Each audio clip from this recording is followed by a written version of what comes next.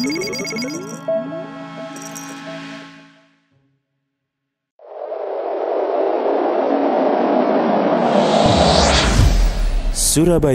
Mengaji. Yuk, dukung dakwah Surabaya Mengaji. Salurkan harta terbaik Anda untuk operasional dakwah.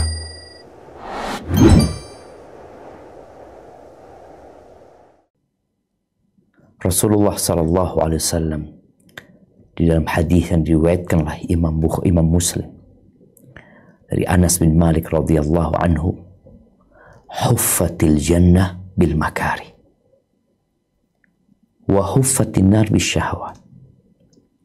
Surga itu diliputi, dipagari surga oleh perkara-perkara yang dibenci oleh jiwa manusia. Nggak suka kita. Jadi jalan menuju ke surga itu nggak enak. Baca sejarah. Bagaimana Abu Bakar dijamin masuk surga.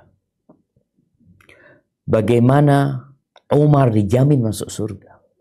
Uthman, Ali bin Abi Thalib, Abdurrahman bin Auf. Mereka harus berjuang. Sebagian kehilangan tangannya. Sebagian kehilangan matanya. Sebagian kehilangan orang-orang yang dicintai. Rasulullah SAW sendiri terluka, beliau berdarah wajahnya, patah giginya alaihi salatu wassalam. Wa huffatin nar bisyahawat, sedangkan jalan menuju ke neraka, neraka itu dikelilingi dengan segala sesuatu yang menyenangkan, yang disukai oleh syahwat manusia. Zuyyina linnas hubbus syahawat. Apa syahwat? Perempuan, anak-anak, harta, benda, jabatan. Pokoknya kalau mau ke neraka enak jalannya. Maka di sini dibutuhkan bekal yang cukup. Perjalanannya panjang. Diperlukan penunjuk jalan yang handal. Supaya ketika ada lubang kita tahu. Daerah-daerah yang rawan kita tahu. Karena ada penunjuk jalannya. Ketika berada di persimpangan kita tahu jalan mana yang harus dipilih. Kenapa? Kita punya penunjuk jalan. Guide.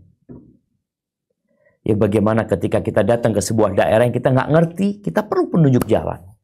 Mau dibawa kemana nih? Kayak kita kalau berangkat umroh, pertama kali umroh ya. Jamaah biasanya nggak tahu mau kemana. Ini mau kemana Pak Ustadz? Oh mau ke sini. Ini apa? Ini apa? Dia perlu penunjuk jalan. Dan perlu kawan yang setia. Ya kalau bicara penunjuk jalan, siapa? Orang yang berilmu. Yang berpengalaman. Yang tahu dengan jalan-jalan, bahkan mungkin kalau bicara jalan tikusnya ya, dia tahu. Sehingga dia tidak akan tersesat. Dan nyaman jalan. Sedangkan kawan yang setia ini juga dapat menjadi penunjuk jalan. Atau paling tidak menemani, mendorong, menarik, menghangatkan, menaungi ketika jalannya panas. Ketika hawanya dingin, dia menghangatkan kita. Mungkin dia bikinkan teh buat kita supaya kita hangat. Ketika kita jenuh, dia bercerita kepada kita. Sehingga kita merasakan perjalanan yang panjang jadi ringkas dan pendek.